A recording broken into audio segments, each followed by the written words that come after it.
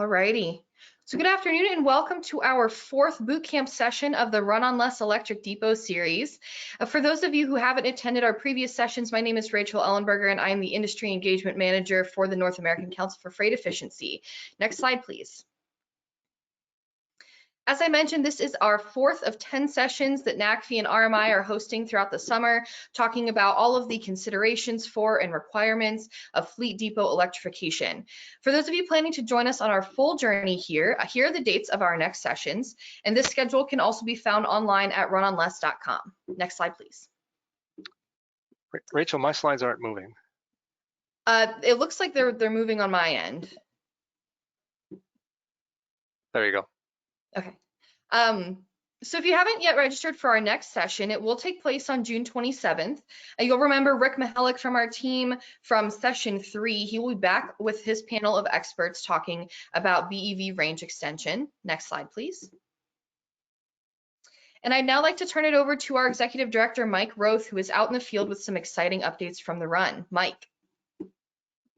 Thanks, Rachel, and hello, everybody. I'm really excited to have this fourth session of the boot camp, and I'd really encourage you all to take those quizzes. I've tried to pass the quizzes myself from the first 3 boot camps and had a little trouble with a couple of tough questions, but I find that's a good way to force me to go back and re-listen or look over the slides from these great presenters to make sure I kind of understand it at a deeper level. And if you pass all 10 of those quizzes, there'll be something for you from NACFE, so maybe a little encouragement there. But I'm coming to you from, a truck depot, one of our 8 electric truck depots here in Run on Less. And I'm at Sacramento with the PepsiCo fleet. And yesterday and today, we've been interviewing key people that are part of the electrification here at this site. Truck drivers of the Tesla semi. We followed the BYD yard tractors, some of the other equipment here, and including 750 kilowatt chargers that are supporting the 18 Tesla semis on site. Last week we were in Southern California with Schneider, and wow, what a great couple of days there, doing the same sort of thing, understanding what they've done there at that site, talking to a lot of people, collecting data. By the end of this year, maybe earlier, they will have deployed 92 heavy-duty Cascadias in intermodal operation. So, wow, if you don't think this is happening, it really is. And what we're doing is recording a lot of video with drones, with interviews to really help bring to you in August and September what's going on at these sites and how they're scaling these electric trucks, both from a truck standpoint, a charger standpoint, infrastructure, teaming, et cetera, et cetera. So I wanted to just jump on and let you know that we're making great progress. Keep watching us on social media, and we'll be putting down a lot more information on the website during the month of August about these locations. So back over to you, Rachel. Thanks for joining, and have a great webinar. Awesome. Thank you so much, Mike. Next slide, please. So a few quick bits of housekeeping before we get started. First, I would like to thank this session sponsor, ABB, who has been a fantastic supporter of NACFE's work. Thank you so much for your contributions to our programs and the industry at large. Next slide, please. So as a reminder, this quiz will be available online immediately following the session. This is going to be your opportunity to test your knowledge from the session and work toward earning your Run on Less Electric Depot Expert Badge. To access the quiz, all you'll need to do is go back to the landing page for the session on runonless.com. You'll see the button to take the quiz in the upper right-hand corner. Remember that all of the materials and the quizzes from our last sessions are still available online, so if you didn't get the chance to take them previously, they are there, along with the session recording, the slides, and the additional resources that our speakers sent over. Next slide, please. As a reminder, this session is being recorded and will be available online later this week. If you didn't get a chance to submit a question on the registration form and would like to do so, please use the Q&A controls in the upper right-hand corner of your screen. And if you run into any technical issues whatsoever, please reach out to Stephen Babcock at DNA. He is going to help us troubleshoot. Next slide. And with that, let's go ahead and get started. I'd like to introduce our moderator, Rob Graff. He's the Senior Technical Advisor on our team, and he's going to be leading the discussion and will allow our speakers to introduce themselves as well. Rob.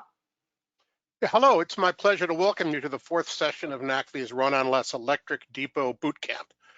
Like others, I encourage you to go to runonless.com and register for all of the boot camps and watch the videos of those that you may have missed. They're excellent. They're an excellent resource for getting up to speed on challenges and opportunities of truck electrification, and I encourage you to share them with your colleagues. Today's topic is faster charging, opportunities and challenges at 350 kilowatts and higher. Most commercial vehicle charging today is limited to 350 kilowatts, with many operations getting by with 50 kilowatts or less. While charging at this level meets the needs of many fleets, particularly single shift return to base operations, as the use of commercial battery electric vehicle expands, there will be use cases that will benefit from higher powered charging, such as adding hundreds of miles of range to heavy duty trucking during a rest break or allowing for round the clock operations. We are fortunate to have 4 panelists today to share their expertise on today's topic. Ted Bone is Principal Electrical Engineer at Argonne National Laboratory. He has been leading national efforts on high-speed charging for many years. Watson Collins is Senior Technical Executive at the Electric Power Research Institute, which you may know as EPRI. Emil Yusufzadeh is the founder and chairman of the board at Watt EV, whose mission is to accelerate the transition to all electric transportation in the heavy duty trucking industry. And Ryan Menzie manages charging hardware and software engineering at Daimler Trucks North America, which produces, among many vehicles, the Class A e-Cascadia. Each speaker will provide about 7 minutes of comments, and then we'll have time for Q&A. So please type your questions into the Q&A as the morning proceeds. Ted, you have the floor. Thanks, Rob. Next slide.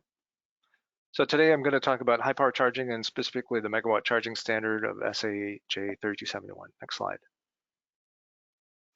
So important to remember that standards, some just cover couplers, some cover systems. This one covers end-to-end system from the point of interconnection at point 1 to the battery terminals at point 5. And you can see how we have all the different elements of the microsighting, the energy storage, and peak shaving. And we're going to reference this diagram throughout the next slides. Next slide.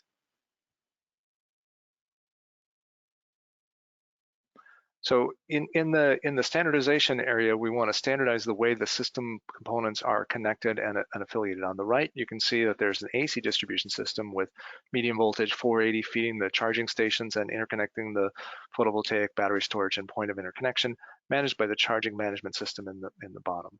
On the left is a DC as a service distribution scheme, which might have medium voltage fed power converters that can supply multi-megawatt to a row of chargers and batteries that are all DC coupled with, again, in the lower left corner of the automatic demand management system and other energy services interface.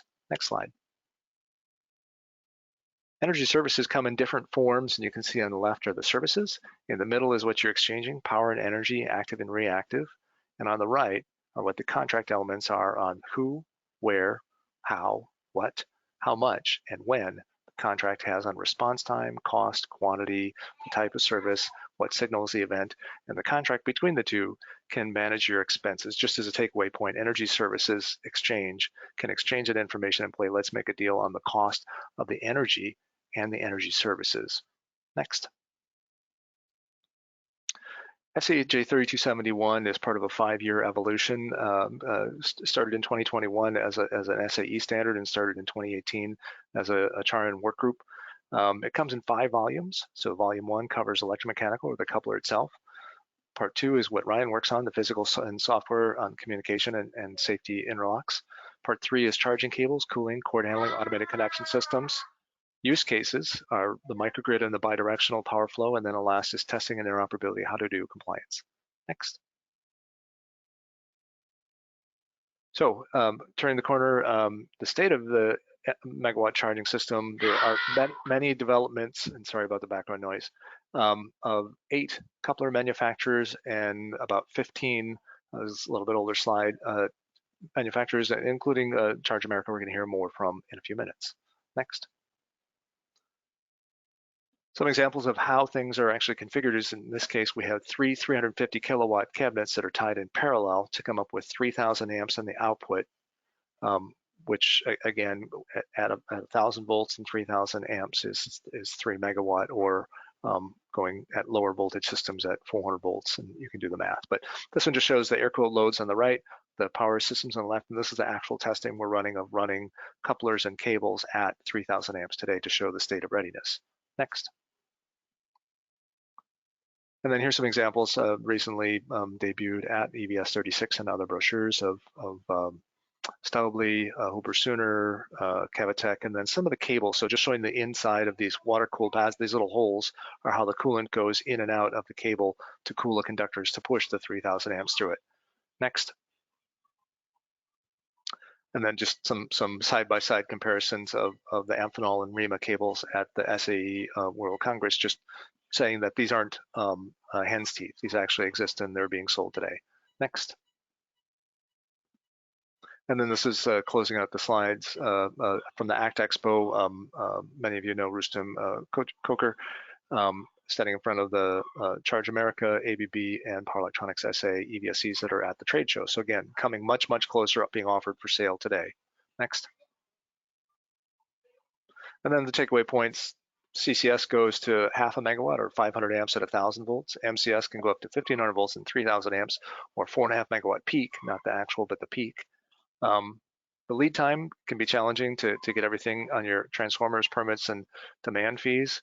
23.13 is a guide on how you do your system management and energy services exchange. 3271 is a work in progress that's harmonized with IEC and ISO standards, so everything uses the same terms in the same way globally. And 5 years in the making, there's 8 couplers out there and about 15 EVSC manufacturers. So over to you, Watson. Great, thanks, Ted. Nice to see everyone today. Watson Collins here, Senior Technical Executive with EPRI. Next slide, please. So I'm going to start out my slide deck with an eye chart here, but it's trying to answer the question, can the grid handle EVs? And when you look at this numbers, it sums up to there's 1,800 terawatt hours a year if there was full electrification of passenger cars, trucks, buses, everything in between. That's 1,800 terawatt hours. The grid currently today serves around 4,000 terawatt hours. So that'd be a 50% increase, roughly about a 50% increase in the throughput on the utility grid. That's going to come after, it's going to take full electrification is going to take, even if you sell 100% of the vehicle every year as electric, it'll take 14 years to replace all the vehicles on the road with electric.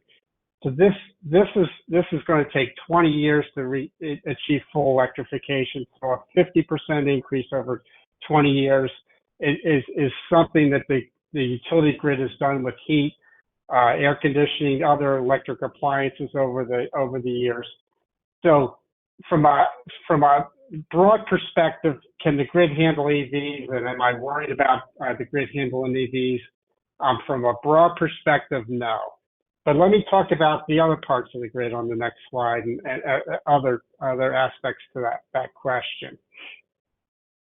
So in light-duty vehicles, we started out with 50 kW chargers back in 2010, 2011. There was 2 competing standards there. The Tesla came out with a third standard there. The power level since that 2011 timeframe has increased. We're now at 350 kW and even higher levels. On the next slide, we start talking about what's happening on the medium duty space, medium heavy duty space. We're talking about, minimum power levels of the CCS at, at the multiple hundreds, 150 kW or above minimum power levels, 350 kW CCS, and now this MCS standard. And as Ted alluded to in the MCS standard, there'll be different power levels even within the MCS standard. So, but that's the opportunity with these bigger vehicles will come bigger connectors and bigger charging to serve those vehicles. So on the next slide, this is just to give a hint around it. There was a quiz that's at the end. the question that I feeded into that quiz is based on this slide. So this is the slide to pay attention to from my part here. And it's around the question of, how long does it take to charge an EV? And it's been a perennial question that has existed for a while. And I say it depends. And there's a lot of ways to charge an EV. And essentially, what you're trying to do is fill the area under the curve. You can do a high power for a short duration, a medium power for a longer duration, or a lower power for even longer duration. So the general rule, what's the best strategy? If you had a choice and the fleet dwell times and the operating parameters around the vehicles and what they need to perform for their primary purpose, which is deliver goods and services, and to move goods and services, the slower you charge is better. It's cheaper on the electric side, and I'll talk about that on the next slide. Like, infrastructure is less expensive. Oops, I didn't mean to jump there quite yet. Sorry about that. It's cheaper, it's less expensive infrastructure, and it's better for the batteries. But I totally understand certain applications, you can't, take 10 hours, 12 hours to charge a vehicle. You need to do it in a shorter period of time, which means higher power. So there's always a trade-off on the duration that you charge and the power level. That's, as you're thinking through electrifying your fleets and demo depots and things like that, think of always that there's a trade-off to power levels and duration. So on the next slide, I talk about some of the issues with when you charge the vehicles and thinking about understanding how that impacts the price that you pay for electricity. So these blue set of slides are the price per mile running diesel. And then the orange set is the on-peak prices for electricity in Southern Cal Edison's TOU EV9 rate. And then the green is the off-peak prices. And as you can see, when you're just looking at the price per mile, there's a huge savings potential if you're charging the vehicles in an off-peak period. That's part of why I was mentioning this. Is off-peak is usually the slow charging, longer duration charging. You can save a lot of money, and that's how you achieve those savings. Then on the infrastructure slide on the next part, I talk through the power level, how power level impacts the duration it takes and the loads that it's going to impact from the utility grid side. But this is the utility grid perspective, but a similar issues happen on the site perspective. And so this is a survey we did with our utility members on how long, what kind of upgrades are required to serve different power levels of load. The red bars are no upgrades. So they, at 1 megawatt, almost 60% of the utilities said for a 1 megawatt site, we probably don't have to do any upgrades. And what that means is a very shorter duration for a utility interconnection. If you're on the other extreme, in the yellow part, where it's building a new substation, if you see over 60% of the utilities say they're going to need to do that for a 20 megawatt load. And for that, building a new substation, now we're talking about a much longer duration. And so to understand expectations and why I say, it slower is better is because you're going to trigger less upgrades on the utility side with a lower power charging and achieving that. And it'll also make huge differences on the infrastructure on site for those locations. So on the next slide, it summarizes, there's some transitions here, and we can add all those in there, please. Yeah, and one more, perfect. So when, I encourage fleets to work with utilities as soon as you have a an inkling on a project, get the utilities engaged, because some of those upgrades can take a long time. The utilities are always looking for the where, when, and how many questions. So the where is where are you going to be parking these vehicles? The when is when they're going to charge, because that matters for the utility grid. And then how many, and obviously, you're multiplying the charges by the number of vehicles there, and so that determines the size. So on the next slide, I just have my contact information. You can scan that or touch my email address there. But I assume we'll take questions and after we all present there. But I'll turn it over to you now, Emil. Thank you, Watson. Good morning or good afternoon. I'm Emil Yusufzadeh with What EV. We built charging stations as depots for our customers who are mainly fleet operators, and we provide the trucks as part of a service to our fleet operators. Next slide, please. So I'm going to touch upon some of the topics that you heard earlier from Ted and from Watson, talk a little bit about what the truck charging depots look like, as we've built one of them just about ready for commercial operation. Touch a little bit more about the charging time, the dwell time, and some of the issues that you run into practically. Talk a little bit about the use examples, interoperability, and also the migration to MCS. Next slide, please. So this is our first charging depot that we brought into commercial operation. It's located at the Port of Long Beach, very close to SSM Marine's terminal on Pier A Way. What you see in this slide is a pictorial of our 360 kilowatt dual core chargers. So we have the ability to charge 26 trucks concurrently at 180 kilowatts.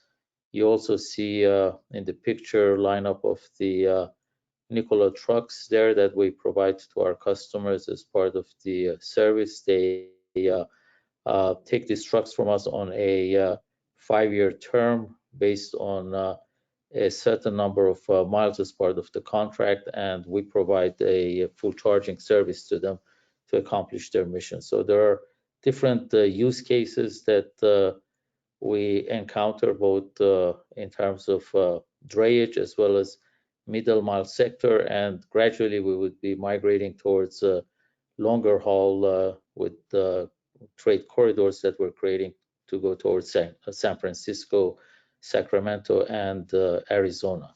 Next slide, please. So just to talk a little bit about the average charge session, we've looked at 3 types of trucks that we're hosting at our charging depots. Type 1 is representative of Cascadia with about 475 kilowatt hours of battery. Type 2 is typical of the Volvo Phase 2 trucks, 565 kilowatt hour batteries. And type 3 is the Nikola trucks that you saw in the earlier picture. Our experience right now driving these trucks is that you can get somewhere between 1.8 on a no-load basis all the way up to 2.5 kilowatt hours per mile. Typically in our calculations and allocations of energy, we encounter an average of 2.2 kilowatt hours per mile. Typical charge sessions end up being about 80% of the battery capacity. Many cases could be lower than that, but generally not longer than not more than 80% of the battery capacity. So what you see in the right-hand column is the representative range that you would be able to achieve in a single charge session, recharging to 80% of the capacity. Next slide, please. From a practical standpoint, while we have the chargers, you see on the left our CCS1 chargers with 360 kilowatt and on the right, the migration that is happening to our MCS charger at 1200 kilowatt. There are a few instances that you run into in terms of what practically is possible. So on type 1 truck, for example, the current capability is charging at 150 kilowatt speed. On type 2 and 3 trucks with a dual core charger, even though the speed of the truck is capable to go up to 250 kilowatts, if you're charging with single cord, we have to rely on 180 kilowatt and so forth and so on. So you can see that there are different practical scenarios that you run into in terms of how fast you can charge the truck in different cases. Next slide, please. So this slide shows you a rough example of the dwell time in different scenarios.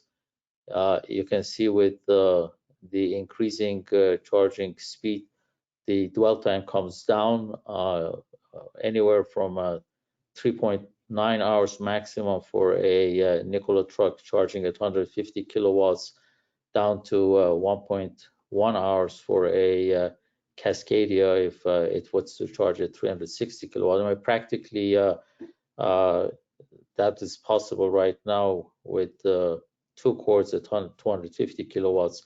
The most interesting thing is the migration to MCS. You can clearly see as the migration happens to MCS, this dwell time comes down significantly. So in case of, for example, the type 1 truck 475 kilowatt hour battery, you can have an average charge session of 19 minutes, just about the same dwell time that you would have in a typical truck stop. Even with a 733 kilowatt hour battery, it's less than half an hour. And you can see the charge rate in the bottom in the curves for different types of scenarios as they get reduced going towards the 360 kilowatt hour range. But generally, it's fair to say that at our depot, we keep the charge sessions to less than 2 hours. That's been our practical example right now, running several different lanes with over 60,000 miles in some instances to make sure that we meet the needs and the dwell time of the customers in different applications. Next slide, please.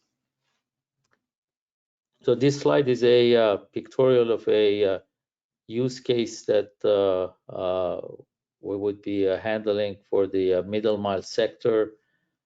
This is for a typical transporter running last mile freight, 34 loads a day, and the use case is designed towards having 12 trucks running on 3 shifts of operation, 4 trucks being charged per shift, and the lanes go as high as 140 miles, and some of them are obviously shorter, few miles, but the charging sessions are designed to make sure that the use case can be handled and the trucks are operated as efficiently as possible in getting the maximum miles out of the trucks during each particular day.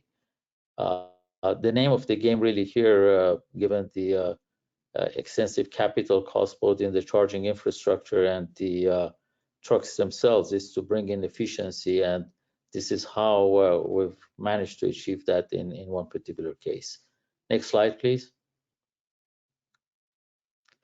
We've gone through questions. I think Ted covered the issues of interoperability fairly well. So there's a significant amount of effort taking place on testing interoperability. We hosted a Vault session at our facility in Long Beach last month. So there's tremendous amount of effort to make sure that the technology as it's moving forward would work seamlessly with different chargers, different vehicles, and that's key to the success of what we all are doing. Next slide, please.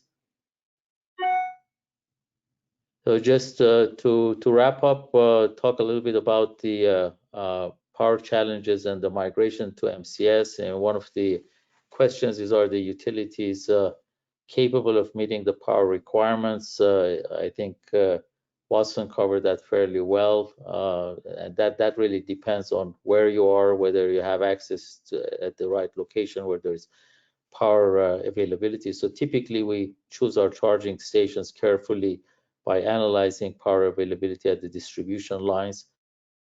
The other question you run into is, are the utilities capable of handling that?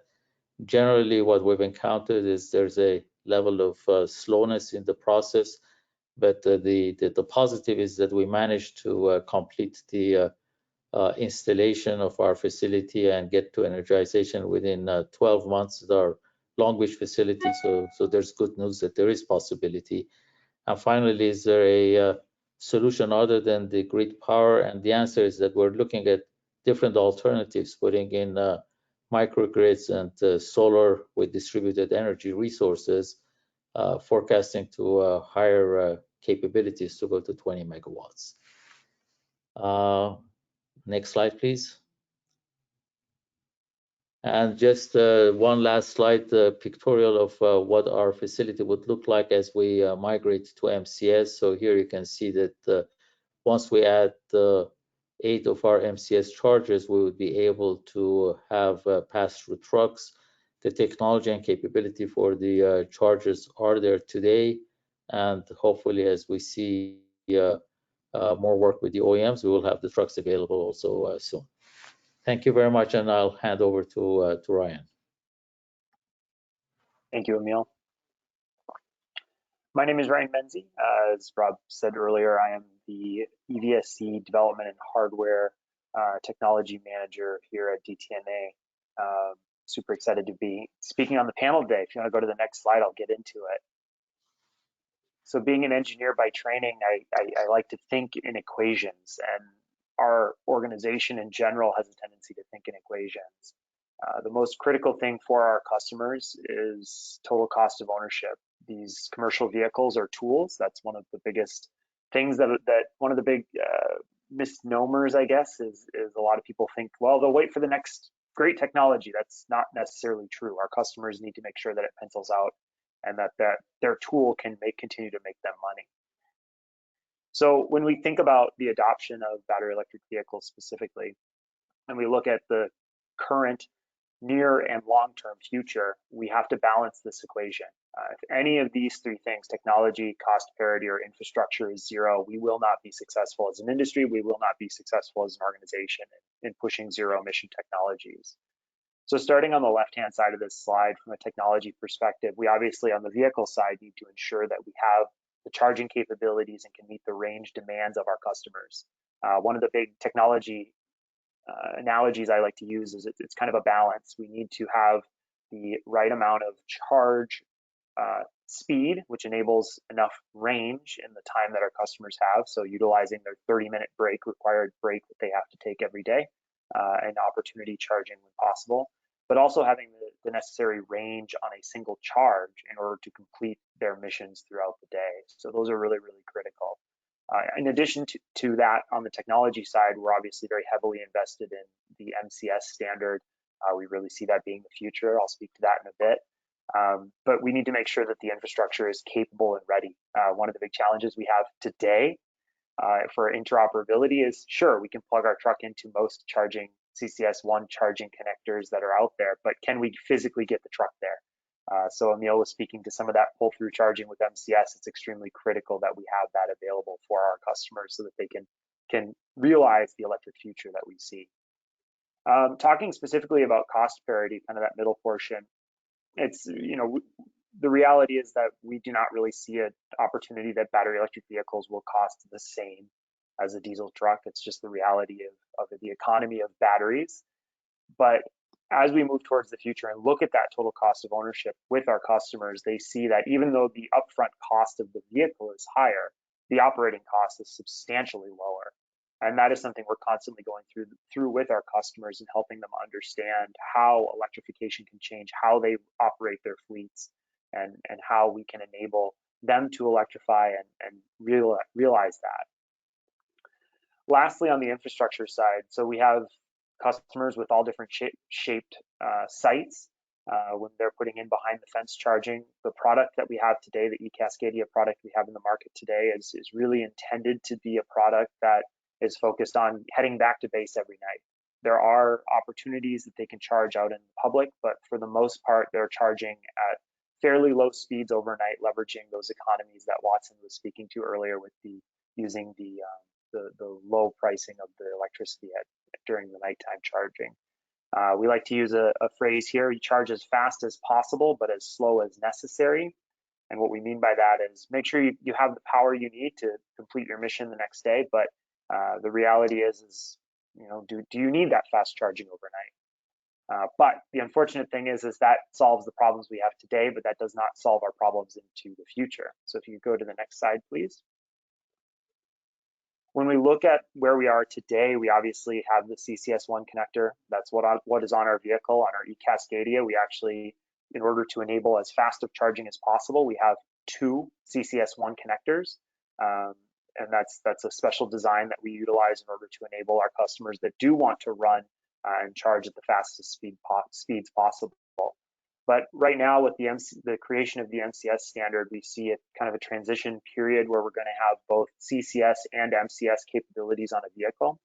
The one thing that is nice about the MCS standard as it exists today is it enables flexibility. The connector is larger, but you are still capable of charging at those trickle charging speeds, the 1-2 kilowatts. If that's what a customer wants for preconditioning, we can do that with an MCS connector. So in the future, we really do see the whole industry moving towards MCS as the single connector for commercial vehicles specifically. So we like to use the analogy of gasoline engines and diesel engines. Diesel engines have really kind of moved in the direction of commercial vehicles specifically, and gasoline obviously is more popular in the passenger car segment. And we see being very similar here. Passenger cars just don't have as much battery capacity on board, so they don't need the charge speeds that we need in the commercial space. So we need that next generation technology. If you ask me timing, I'll tell you it's going to be past the decade for sure that we have one connector, and it's an MCS connector on the vehicles, but that is where we are putting our eggs in that basket. We really see that as being where we can converge as an industry and really make sure that when a customer drives up to a charger, that if they plug an MCS connector into their truck, it will charge. Those are my slides, so thank you very much. I'll turn it back over to Rob for some Q&A. Great. If I could ask everyone to turn on the cameras, and let me just hang up on that phone call I was getting. So we had a bunch of questions. Thank you all for your presentations. That was really, really great. We have a number of questions from the audience, and those in the audience, if you still have questions, feel free to type them in. They'll get forwarded to me by Rachel. Not surprisingly, a lot of the questions were for the person who's closest to the ground charging trucks, which is for Emil. And then some for Ryan as well, who has the trucks that they're charging. So I'm going to start with some of those questions, asking Emil and Ryan to opine on them first, and then if Ted and Watson have things to add. Because I found it very interesting, one of Ryan's last comments, that the MCS standard and connector can be used at power levels other than, it could be used at 50 kilowatts, it could be used at 10 kilowatts, it could be used at 1 kilowatt. And there's a question about how fast can vehicles, well, there's 2 questions really. How fast can heavy duty vehicles currently charge, and sort of where is that necessary, right? Because you have, as both Watson and Emil pointed out, you have this trade-off between higher speed charging and the capital cost and power costs to enable it, which goes to both what Watson and Ryan were saying about trying to keep your charging. You don't want to charge too fast if you don't have to.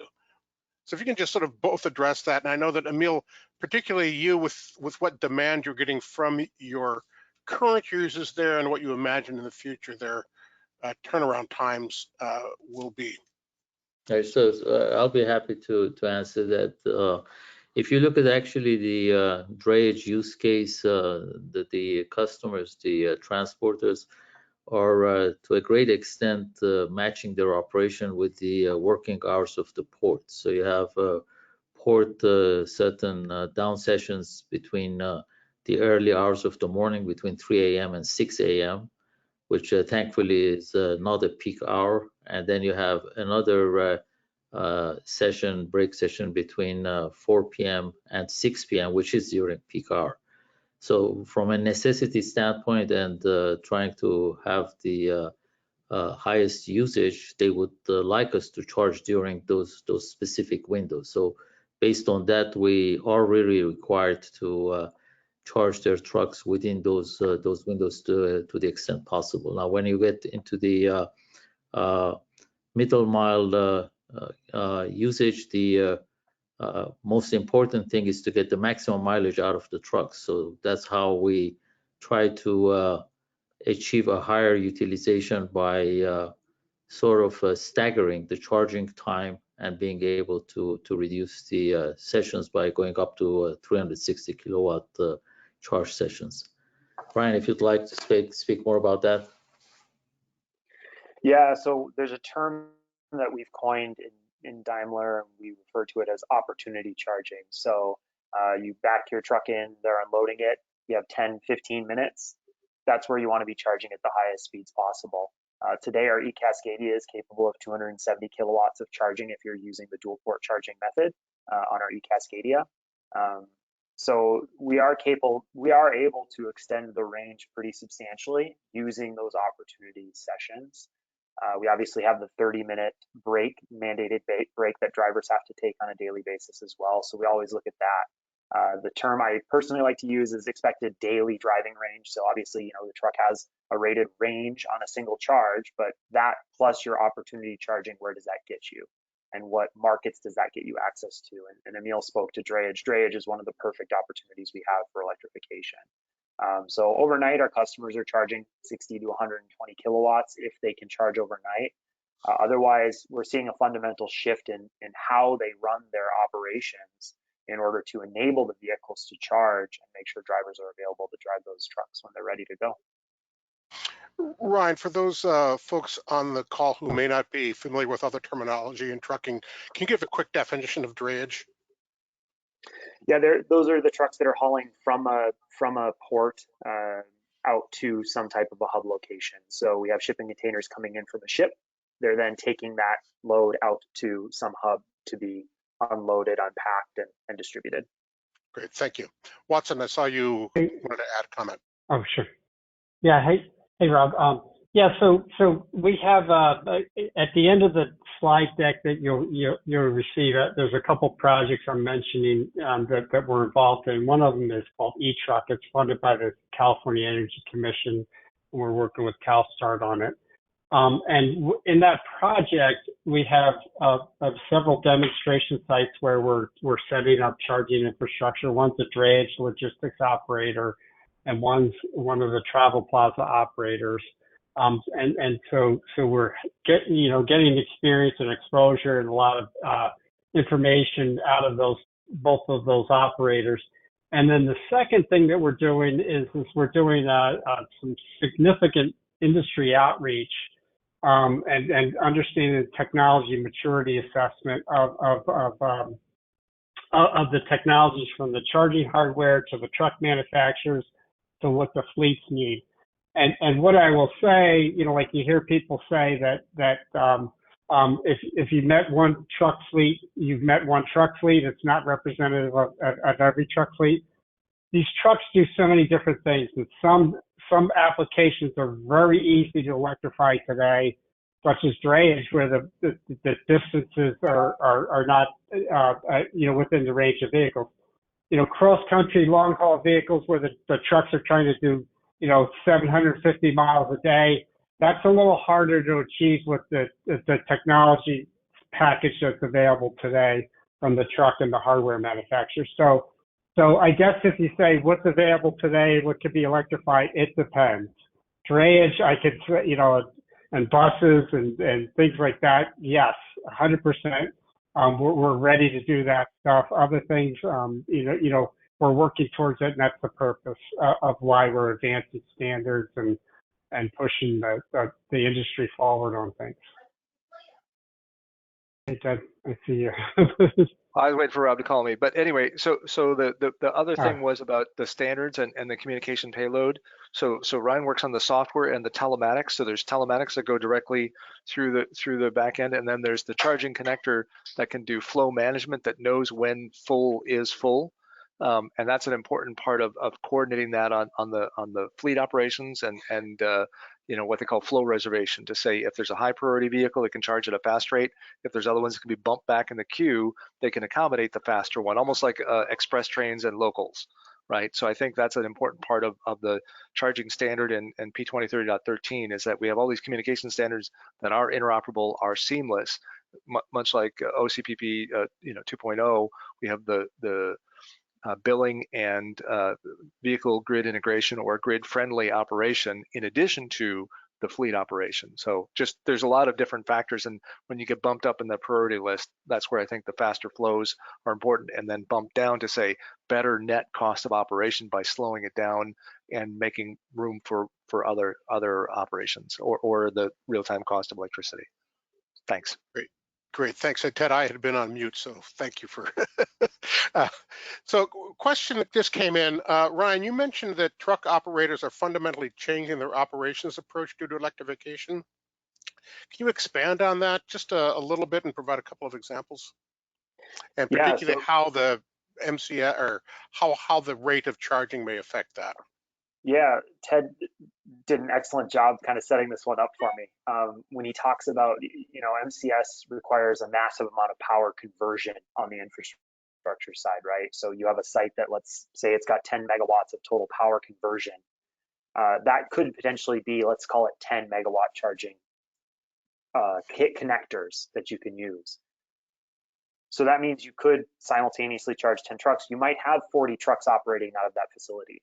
So now, rather than today, here on Swan Island, we have UPS trucks all leave at the same time every single day. You're not going to have that anymore. So they're going to shift the times of those operations in order to enable those vehicles to be on the road driving and ultimately making our customers money, right? Is the goal. So those are some of the major shifts that we've seen. I can't cite any specific examples, but we have seen some customers where they are moving to that shifted model rather than it being, okay, here's one shift, two shift, three shift. It's here's shift 1A, here's shift 1B, here's shift 1C. And they charge accordingly based on the speed of the chargers they have and the number of vehicles they have to deploy from a fleet, from a location. And Rob, there's some interesting dynamics. Like Emil mentioned, how the drayage operator he's working with, they had those two windows during the day to charge.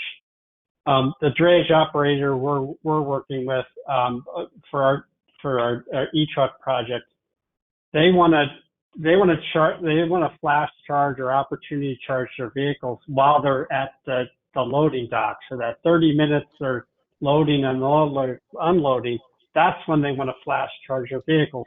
So their people are starting to get very creative on what they have when they want to charge their vehicles. And so, like, even though we presented a couple ideas here, like, I think over time people are going to have even more creative ideas when to charge these vehicles, whether it's changing shifts, the downtime of the vehicles, or while they're loading and unloading. So I think there's going to be a lot of innovation there. Great. I have a couple sort of rapid fire questions for Emil because they're directly related to his operations. One is, you listed those ranges for trucks. Are those with a load or no load? And if with a load, what load are they for the trucks that you have? We're limited to a maximum 82,000 pound full load, obviously. Our experience has been unloaded, obviously we can get 1.8 kilowatt hours per mile, but generally with full load on flat surface, or I would say routes which is not steep incline, we've been able to achieve fairly well 2.2 kilowatt hours per mile or less. A typical route that we've run over 60,000 miles in California. Is from Oxnard, for example, to Moreno Valley to San Bernardino. That's roughly a 130-mile range. We've been able to actually do that route with a single charge. Now, sometimes we have to stop by, do a kind of a top off to make sure that we're in a safe range. But generally, our experience has been that full load, you can achieve 2.3 kilowatt hours per mile. Great, thank you. And another quick question: how did I guess that was Southern California Edison that worked with you? How did they assist with the deployment, and what kind of tariff agreement do you have with them? Is it a special agreement, or how is it related to sort of a special EV tariff? So generally, all of the utilities that we work with have a special program for the electrification. Charge Ready program, for example, is what we've subscribed to. So we fall under their tariff regime. They do have a peak hour surcharge regardless of that regime, but generally off peak hour, the rates are fairly reasonable, similar to what Watson covered. There is a transition taking place Q1 next year to have demand charges, so the cost is going to go slightly higher starting Q1 next year. And then a sort of a related question that just came in, just as every trucking firm is different, every utility is different. So how many utilities have you had experience working with, and how much notice and work did you have to provide to utility before you got started, or even before you decided where to site a location? So right now we're working with 3 separate utilities, actually 4 utilities, all the way from San Diego, Gas and Electric, Southern California Edison, obviously, Pacific Gas and Electric, and more recently for one of our latest sites that is in development in Sacramento with SMUD. Our experience is to really engage with the utilities as early as possible, work closely with them in terms of the layout for the site, the amount of the load.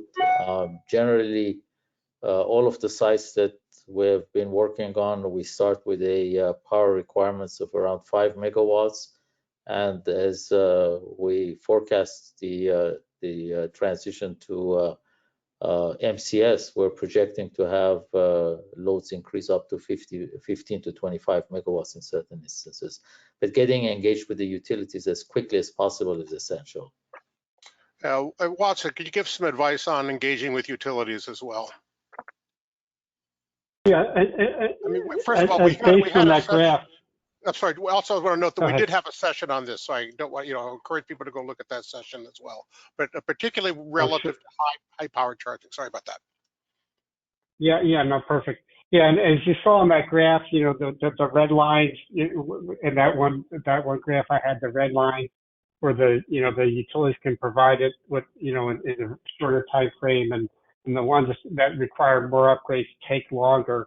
Especially when you're talking about things that are involved, hundreds of trucks, tens of megawatts, of electric power, the sooner you have a twinkle in your eye over that idea, you should be talking to utilities, because it's super important for them to start building into their planning process. And that's the second project in those last 2 slides I have at the end. We don't need to go through those now, but that's what we're trying to do, is connect, figure out ways to connect projects to the utilities in that very early phase. So thank you. So I got a couple more questions. We have only about 4 minutes before we have to leave. So just if we can make sort of quick answers to these, I'd appreciate it. Particularly for I guess for all of you, but probably particularly for Watson and Emil. Can you talk a little bit about how energy storage makes sense, particularly related to high-speed charging? So Watson, if you don't mind, I'll start with that. And we've looked at the energy storage at our facilities. When you look at the cost of the storage today and amortizing that over a 10-year period, we've realized that the cost comes to somewhere around 15 cents per kilowatt hour, which is roughly same as what you encounter as the differential between peak hour and off peak. We are considering energy storage in certain instances for peak shaving, particularly where instances where we see a requirement to have charging during the peak hour. But so long as the use case allows charging outside of the peak hours, we're not eager to add too much of the storage capacity today because of the high cost of the storage. Great, thank you. I know, Ted, do you want to add anything on storage? Yeah, so the integrated storage, we talked about those fees, and then the P2030.13 and on the grid services, that's where you can actually, especially if you have photovoltaic and other resources that come up short, you can offset that with local storage, but you're going to have a finite depth of storage. So for instance, a lot of people think you have to have maybe twice or three times, at least 3 battery pack storage elements. So if you got a 500 kilowatt hour battery, you're gonna have to have at least 1.5 megawatt hour for it to fill slowly enough. Because again, if your average, your peak is your average is your peak, it does no good to have storage. So you have to have something that has integral multiples of that to basically average it down to say, I have a 30% duty cycle. So 1/3 of the time I'm charging vehicles, the other 2/3 of the time I'm refilling my buffer, right? But if your buffer never has time to refill, then your storage is too small. And then we just had one question. I think I'm going to direct it to Ryan to start with, because it's as you know, GM and Ford have recently announced Tesla charging for their vehicles, both Tesla opening their ports of them and then adjusting their vehicles to allow Tesla charging. Is there potentially a similar movement in the commercial vehicle industry? Because I know Tesla has their mega charger, which is potentially coming and certainly in use now. Can you talk a little bit about that? And then I know, Ted, I thought you had something, if you and Emil also have something to say about that, that'd be great, but we only have a couple minutes, so make it quick. Yeah, I'll let Ted speak specifically to the different types of charger or connector specifically, but our understanding is Tesla is using the 2.4 version, so a different form factor of the MCS standard. So when we look to the future, it really seems like Tesla is on board with moving towards the MCS as a standard. Okay, great, thanks. Right, and it's a work in progress. So when you'd say, oh, it's all done, we can't change it, it's not. Right, so we're at the information reference side on the SAE development process. IEC is about 2 years off from getting theirs locked down. There's a lot of people who say, I need to try something today. The whole move fast, fail early. That's the kind of idea of the Modesto and Reno sites. Is just use what you have in your hand, understand what you need, and then Colin Carnegie and a whole bunch of other people from Tesla are inputting to the standard. So it's not, is it compatible? They're the people who are leading the testing. And that's what I have a lot of DOE money tied up to do early deployments that are open source. And then people can have the pre-competitive advantage to say, here's a reference design that you can implement in your vehicle versus ever already figured it on your own and, toss a coin if it's actually going to be interoperable versus we all use the same template. And based on the same core code and hardware, that it should be interoperable. All right, well, I got to stop you there, Ted. Thank you. Ryan, Watson, Emil, and Ted, really appreciate your expertise and giving your time and putting together the presentations. As those know, the presentations will be available and both to download as well as the quiz. I'm going to pass it back to Rachel, who will close us out. And thank you all so much. Perfect. Thank you so much. This wraps up our 4th bootcamp session. As Rob had mentioned, remember to go to runonless.com to take the quiz. It is available now. Be sure to connect with us on social media. Here are our handles. Thank you guys again. We will see you in the next session, which is taking place on June 25th. Rick Mihalik, that you'll remember from session 3, will be on with his panel of experts to discuss opportunities for extending BEV range. So thank you so much again, everyone. Have a great day. We'll see you in the next one. Bye. Bye-bye.